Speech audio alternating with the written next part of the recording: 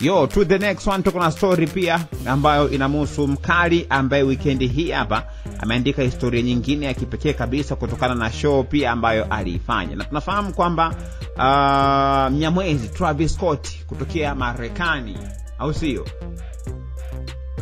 alitangazwa rasmi kuhusiana na kutumbuiza pale jijini Johannesburg nchini Afrika Kusini, na hii ilikuwa ni katika ziara yake ya Seekers Maximum ambayo ni albamu yake. Tamasha hili pia ilikuwa ni sehemu ya ziara pia kuweza kutangaza albamu yake ambayo inaitwa Utopia, ikiwa ndio ziara yake ya mauzo mengi zaidi katika historia, au sio, kwa maana kama msanii ambaye ameuza tour ya yeye peke yake pasipo kushirikiana na mtu mwingine pia.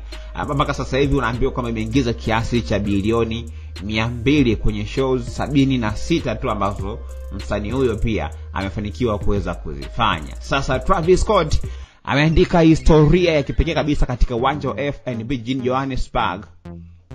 Hii ilikuwa ni Joburg nchini Afrika Kusini kwenye ziara yake ya Seekers Maximum, na kuna video pia ambazo zimekuwa zikisambaa kupitia mitandao mbalimbali ya kijamii zikionyesha ni namna gani pia ambavyo alikuwa ameujaza uwanja huu ambao unaingiza mashabiki zaidi ya 94,000. FNB ndio uwanja mkubwa zaidi barani Afrika kutokana na idadi kubwa sana ya watu pia ambao wanaweza kaingia katika uwanja huo, kitu pia ambacho kimezua maswali mengi sana kwa watu mbalimbali wakijiuliza kwamba ni nini ambacho kinatokea zaidi mpaka wasanii wanakuwa wanachagua zaidi kwa upande wa Afrika Kusini kutokana na kile ambacho wamekuwa kiona kwa upande wao kama ni kitu sahihi kabisa. So imekuwa ni moja kati ya show ya kipekee sana, lakini usisahau pia Chris Brown, moja kati ya msanii pia ambaye alikuja katika uwanja huo na alifanikiwa pia kujaza uwanja huo, kitu ambacho kilipelekea mpaka mashabiki walikuwa wengi zaidi, hivyo akasogeza tena show ikawa siku ya pili tena. Kwa hiyo akafanya show mara ya kwanza,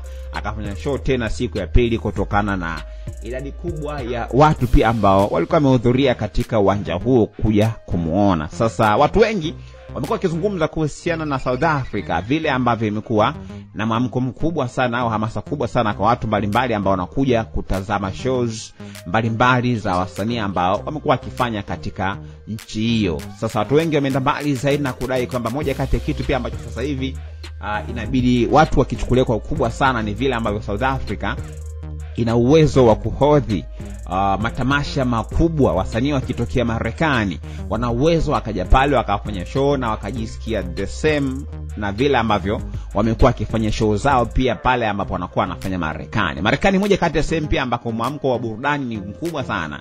Lakini sasa changamoto ilikuwa ni kwa upande wa Afrika, ukiitoa Nigeria pengine ni sehemu gani nyingine ambayo inawezekana mwamko mkubwa sana. Sasa South Africa pia imeweza prove wrong, na hii ni kupitia tu kwa wasanii wawili ambao wamefanikiwa kufanya show katika hizo sehemu, na vile ambavyo tumeona kwamba ile ambayo alifanya Chris Brown na hii pia ambayo ameifanya mkali ambaye ni Travis Scott. Oya, mtazamo wako ni upi hasa kuhusiana na stories zote ambazo sisi tumekupa hapo?